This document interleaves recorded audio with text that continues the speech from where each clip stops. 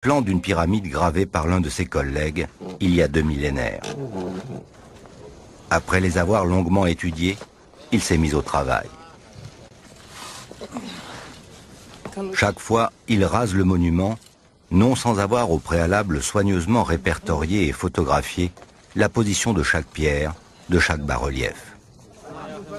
Puis il reconstruit à l'identique, en utilisant le chadouf, le même échafaudage en bois qu'utilisaient les Nubiens de l'époque. Dans les plans gravés découverts, l'architecte allemand a retrouvé le fameux nombre d'or qui confère aux pyramides de Méroé leurs proportions harmonieuses.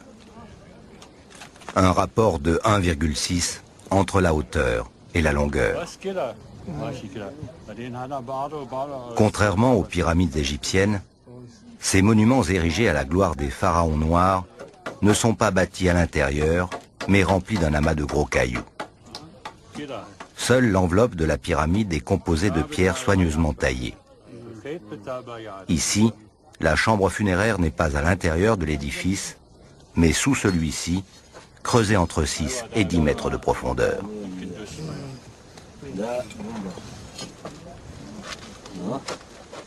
L'architecte passionné vérifie l'ajustement de chaque bloc découpé il y a plus de 20 siècles par les tailleurs de pierre. Il en connaît chaque marque imprimée par les scies métalliques employées à l'époque. Pour faire fondre le métal, que l'on trouve en abondance dans la région, les Nubiens coupaient les arbres et faisaient des feux d'enfer.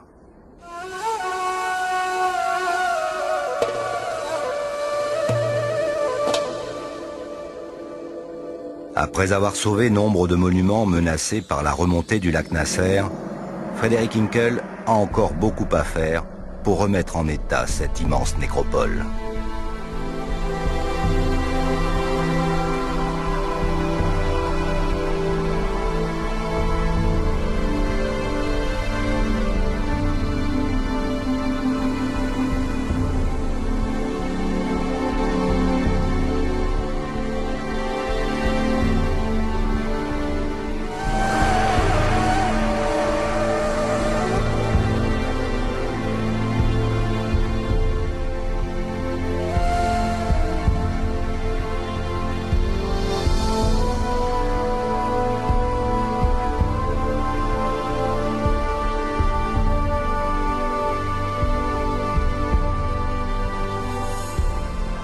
Nicolas quitte Méroé pour se rapprocher du grand fleuve.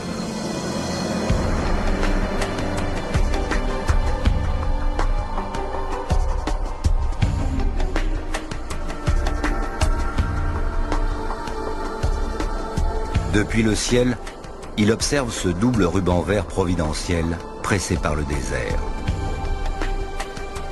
Si le Nil a fait l'Égypte, il a aussi fait la Nubie.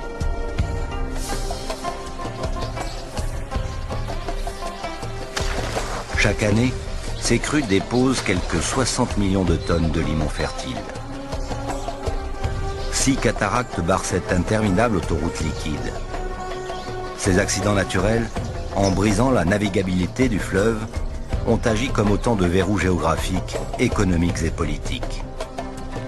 Ils ont souvent marqué l'expansion ou l'épanouissement d'une civilisation par rapport à une autre.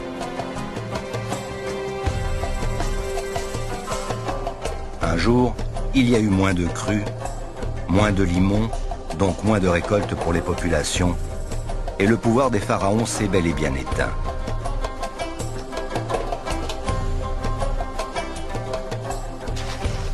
Malédiction divine ou caprice de la nature, des scientifiques pensent aujourd'hui que l'apparition du phénomène El Niño n'y serait pas étrangère. De plus, le barrage d'Assouan bloque les boues fertiles en provenance du Haut-Nil, obligeant désormais les paysans vivant en aval à fertiliser le sol avec des engrais chimiques.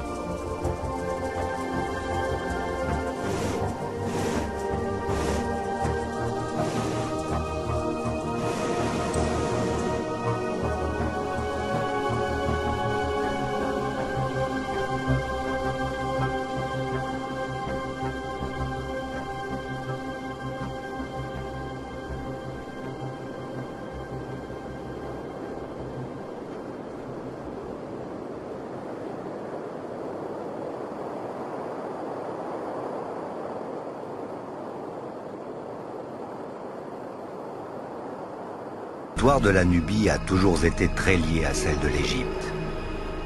Lorsque cette dernière était à son apogée, la Nubie était soumise. Un jour, les pouvoirs se sont inversés.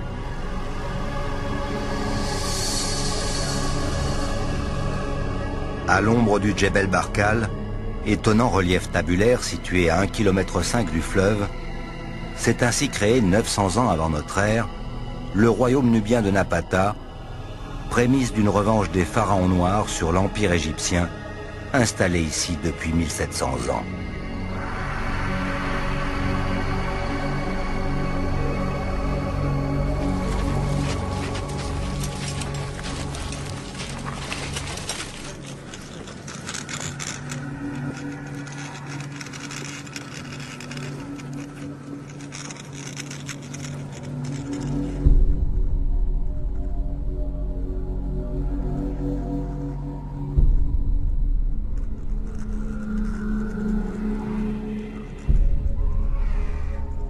Nicolas Hulot et Nasser Azaïd sont au sommet plat et lisse du Djebel Barkal. 90 mètres plus bas, Claude Rilly, égyptologue et l'un des seuls spécialistes au monde à travailler sur l'écriture méroïtique, se fait hisser par un ingénieux système de poulies et de traction animale au sommet de l'aiguille rocheuse idolâtrée par les Égyptiens et les Nubiens.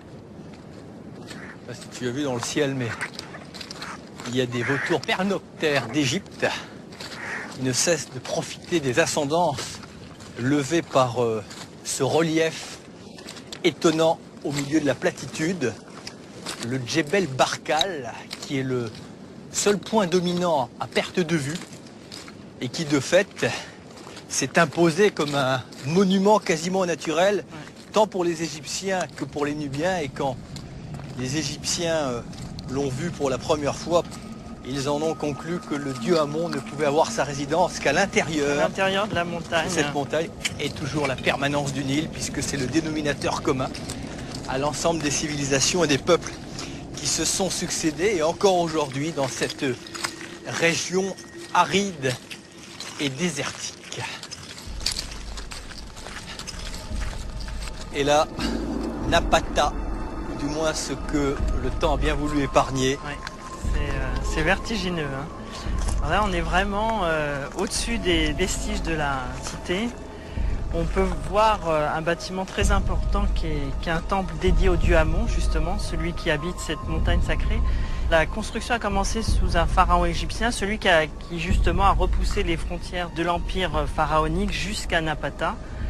Et donc, comme il dédie sa victoire à Amon, il lui fait ériger un temple. Et donc là, on a l'empreinte de ce bâtiment prestigieux qui a été remanié à différentes périodes, puisqu'on verra que les pharaons noirs vont remanier, agrandir une série de temples, donc qui étaient construits tout autour de cette montagne.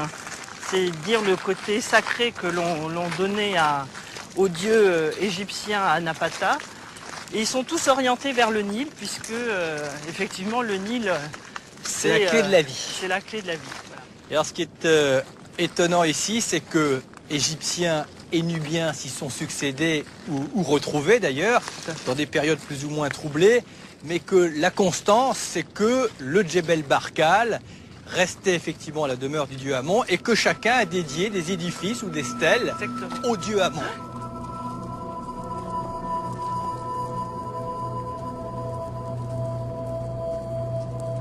Il faut voir quand même l'audace des Égyptiens pour célébrer le dieu Amon, c'est qu'ils ont été jusqu'à graver des hiéroglyphes que l'on a découvert il y a assez peu de temps. Oui. Là, non pas au flanc de cette montagne, mais du pic qui en est détaché et à 70 mètres de hauteur. Eh bien, le deuxième égyptologue à pouvoir les regarder en situation, c'est Claude Rilly qui est déjà en place. Tout à fait. Et évidemment qui a profité comme une aubaine des moyens d'Ushuaïa pour pouvoir aller les décrypter, sachant que chez les archéologues, chacun a sa spécialité. Ouais. Quelques-uns ont par exemple une période très précise, on ne déborde pas les uns sur les autres. Et lui, sa spécialité, c'est le langage hiéroglyphique. C'est un peu notre Champollion pour nous à Ushuaïa. Oui, tout à fait. À tout à l'heure, Nasser. À tout à l'heure.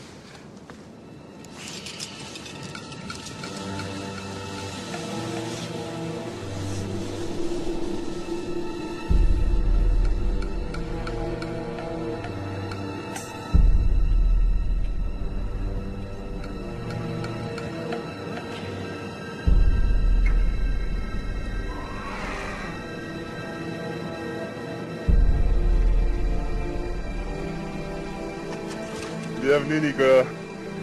T'es le troisième homme à accéder en 2300 ans à cette inscription-là. Ouais. Oui, moi je suis le deuxième. Ouais. Et avant nous, il y a eu un archéologue américain, Timothy Kendall. C'est lui qui le premier a eu l'idée qu'il y avait des inscriptions effectivement ici. Bon, on les a bien vues un petit peu à la jumelle, mais c'était pas sûr quoi. Il fallait monter là-haut, mais monter là-haut c'est pas évident. T'as une idée de la manière dont ils ont procédé pour venir graver ça? Parce que ça prend un certain temps quand même. On pense qu'ils sont donc... ils ont mis un échafaudage en enfonçant des rondins entre l'autre partie de ce pic, celle qui est de l'autre côté, et la falaise elle-même. Et ces rondins, ils les ont descendus avec un système de balancier. Évidemment, on peut se demander quel est l'intérêt de risquer de tant de vie humaine pour finalement graver juste des signes. Je serais pas étonné qu'il y en a 2-3 qui aient dévalé en bas parce que... Oui, bon, je pense aussi qu'il y a dû se passer, c'est ce qui a dû se passer. Voilà. En fait, ce pic sur lequel nous sommes est considéré comme le cobra qui se trouve sur la tête des dieux, en particulier du roi des dieux, sur la tête des rois et sur la tête d'Amon.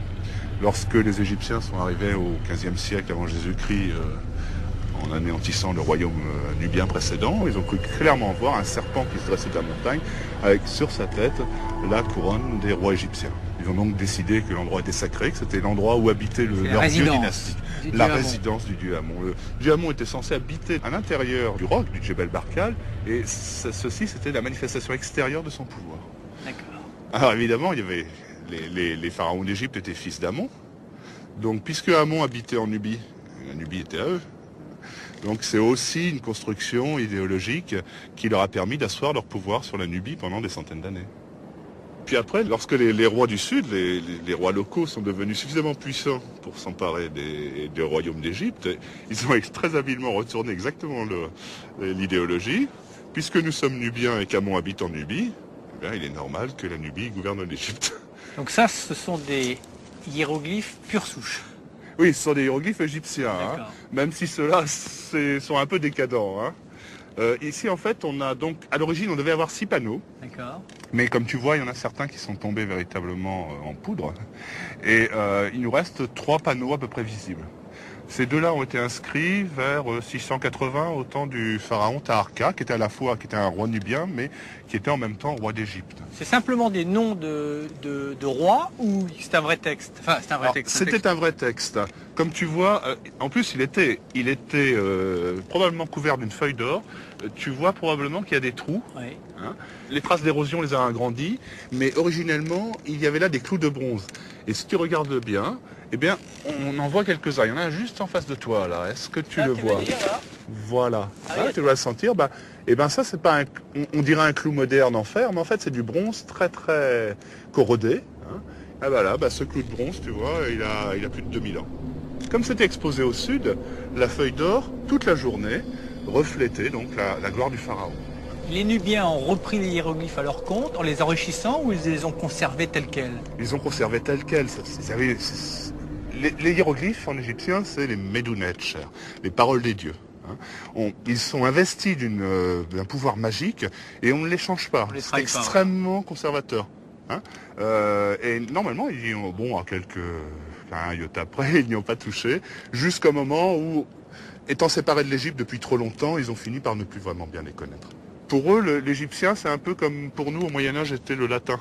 C'est-à-dire tout ce qui était officiel était écrit en latin, mais c'était pas la langue du peuple. La langue du peuple, ici, c'était une autre langue, mais l'égyptien servait pour écrire les textes, puisqu'ils ne savaient pas écrire de toute façon leur propre langue. Alors là, il y a écrit quoi, par exemple? Alors là, on voit donc le nom de couronnement de Nastacène. Je vais te donner une petite leçon. Tu vois un cercle solaire qui est cassé en quelque sorte par la rainure. En dessous, tu vois 2 bras levés de chaque côté. Et en bas, tu vois une petite croix avec une anse qu'on connaît bien en général, c'est le signe de la vie.